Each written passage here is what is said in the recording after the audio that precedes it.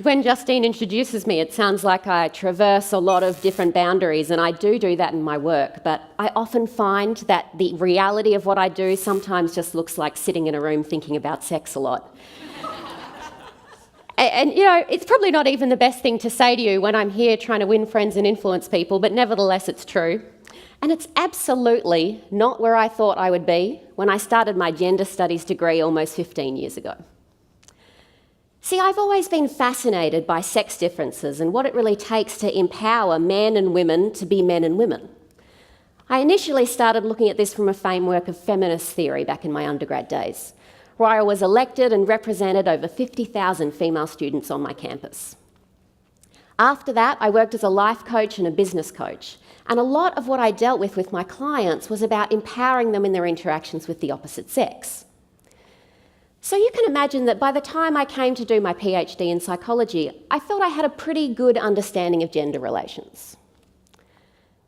And I have this really distinct memory. I'm sitting in a workshop on evolutionary psychology about a month into my PhD. And I'm enthusiastic about being there, but I'm more than a little sceptical that evolution has got anything new to tell me about gender. Then the presenter starts to talk about the ultimate function of male-male alliances and why they often exclude women. He talks about the fitness costs and payoffs of women's preoccupation with their physical appearance. Now he keeps on going, and I find myself sitting there flabbergasted that I had not come across this stuff before. And after considering and then finally ruling out that perhaps I was just more ignorant than I thought I was, I really made it my business to never again be blind to both sides of the debate. And since that time, I have committed myself to finding out how evolutionary insights can help us resolve gendered problems, and I've learned a few things along the way. First, that whole nature-nurture argument is alive and strong. It's a loud one. Second, even though we know that the whole nature-nurture thing is probably a false dichotomy, that doesn't seem to make much difference. And third, until we're really able to rectify this, I think we're quite thwarted in terms of moving forward. And this, in my opinion, is what's got to change. Now, when I talk about nature and nurture, on the nurture side, I'm talking about the idea that what we consider to be masculine and feminine is not innate or arbitrary, but is informed by historic circumstances. So these are things like socialization practices, stereotypes, and imitation. In short, we reward people who act in stereotype-consistent ways, like warm mothers and stoic woodchoppers, and we punish people who act in stereotype-inconsistent ways, like working mothers and male primary school teachers. Now, it happens closer to home as well, so if you're a female academic in the room, you'll know that when it comes time to get your student evaluations, that students will comment on what you're wearing and how you look, and whether you're wearing enough makeup or too little. In fact, research has shown that on a scale of 0 to 100, that female academics are rated on average 37 points below male ones. And that's despite accounting for the grades that the students receive. Now, on the other side is the nature argument. And the nature argument says that differences between men and women are partly attributable to biological fundamentals. So I'm talking about genes, hormones, but also fundamental patterns in terms of who tends to look after the kids and who tends to maybe deep down wonder if the kids are really theirs. Now, the biology side says, hey, we see these kinds of patterns in 95% of all mammals. Humans are mammals, we're not that different, case closed. Now, whether sex differences are the source of nature and nurture has really been the focus of a lot of controversy quite recently. But it's by no means a new issue. People have been talking about this again and again since Plato's day. Which kind of begs the question, why do we keep on having these conversations? Now, people like you and me, we're going to know that it's both, right? Kind of get, yeah, it's nature and nurture, they both influence sex differences. And if you're in that place and thinking that, I'm really glad. But don't relax yet, because that doesn't mean that you're not still part of the problem. See, knowing that it's both doesn't seem to make much difference always in terms of talking like it's both, acting like it's both, and researching like it's both. Which kind of makes you think, okay, well, why do we keep on doing this? Why does this conversation stick around? And I think the reason why it sticks around is blame. Now, let's take this guy. You may have heard of him. His name is Harvey Weinstein.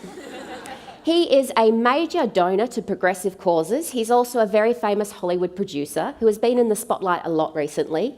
More than 60 women have now come forward and said that he has sexually assaulted and/or raped them. And when the first few accusations arise, this is what he says. He blames culture. But don't think that it's just the cultural side gets to use the blame card. You may or may not know this guy. His name is Brock Turner. He is a Stanford student who was convicted of 3 counts of sexual assault, including intention to rape, of an unconscious 19-year-old woman. Now, the ultimate penalty for these kinds of crimes, the maximum sentence, is 14 years, but Brock received 3 months. The judge said that, he was just trying to be a boy, and he took it too far, granted, but boys will be boys after all. The judge blames nurture. Now, if you're older than a boy and you can't use that card and someone accuses you of sexual assault, there's always the opportunity to do what Don Burke did and just say that it was undiagnosed Asperger's.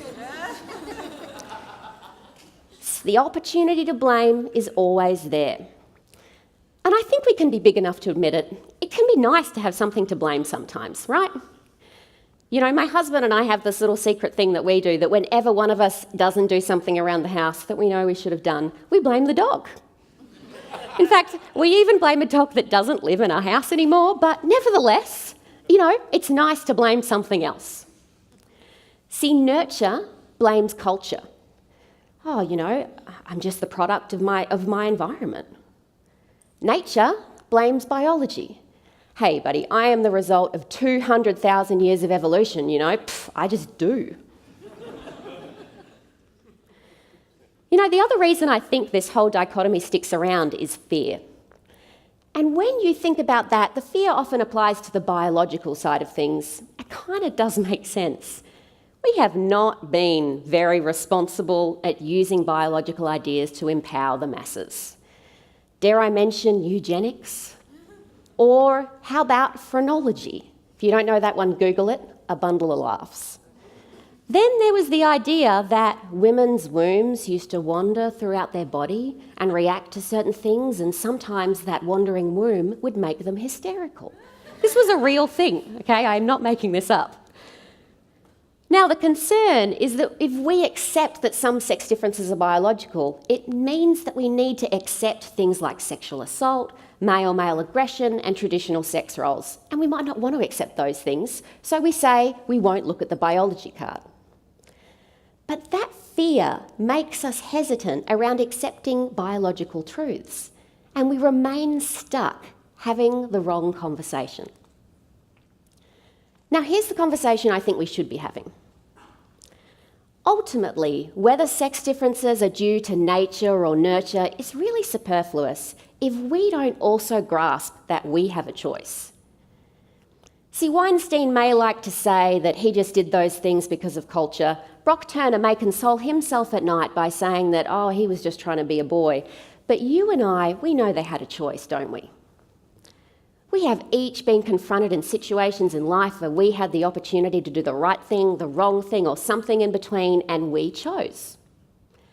Now, looking back in hindsight, we may not like the outcome of our choices, but not liking the outcome and saying that you never had a choice in the first place, these are fundamentally different kettles of fish.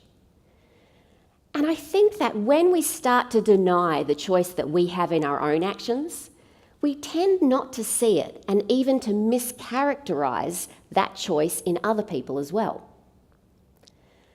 Let's take this woman here. You may have heard of her or seen her before.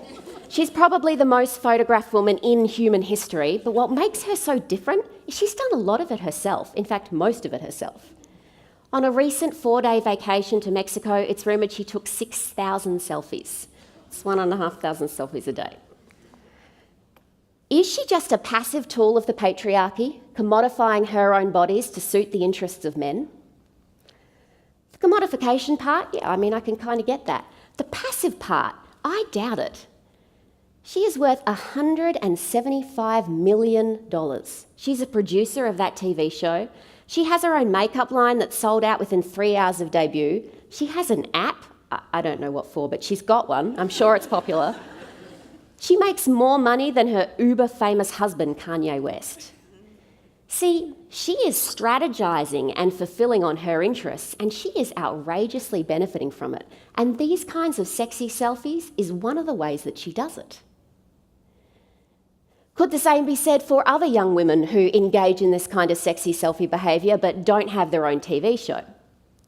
See, part of what I do is I monitor social media platforms online, and I look at where in the world this kind of sexy selfie behaviours happen in more. And I can tell you they don't happen more in places where gender inequality is rife and the patriarchy is strong. In fact, what I find is that sexy selfies happen most in environments where there is a large gap between the haves and the have-nots. And particularly, it seems to be about a gap in male income. See, one way of understanding this is when you're seeing sexy selfies, what you're seeing is someone engaging in a behaviour where if it pays off and they do attract that man at the top of the hierarchy, they are going to reap extraordinary benefits. See, once again, what you're seeing is someone strategizing and fulfilling on their own interests. Now, are they working in an environment that's probably patriarchal, and are there things about that we might want to change for women and also for men? Yeah, absolutely. But it's a far cry from them being passive. So I'm probably not going to win prizes in this audience today by telling you that yes, sex differences in nature and nurture. But often what we don't appreciate is that profound choice that we have in our actions. And I think when you can start to appreciate that it's nature, nurture, and we've got a choice, we have the ability to confront sex differences without having to get up in arms about them or defensive. See, women may have evolved to be more risk-averse. Men may have even evolved to try and regulate female sexuality. I get it. They are very uncomfortable things to say. They're kind of a little offensive in some ways. Most people don't like those ones. But do you know what else we've evolved to do? Eat meat. Many of us don't. We've evolved to gorge ourselves on high-calorie foods, yet most of us have ways of self-regulating. See, the evolved tendency in isolation is actually pretty lacklustre. The fruit is figuring out where the environment generates flexibility in how we choose to act. So if you walked in here tonight an ardent feminist, feeling very strongly that history tells us we should not let biological ideas get in the way of understanding gendered issues, I really feel your pain. And if, on the other hand, you're here from a biological standpoint, thinking that regularities in 200,000 years of evolution explain it all, I can get where you're coming from too. But the truth is, in isolation, you're both wrong. And you need to work together if we want to create a new future. Thank you.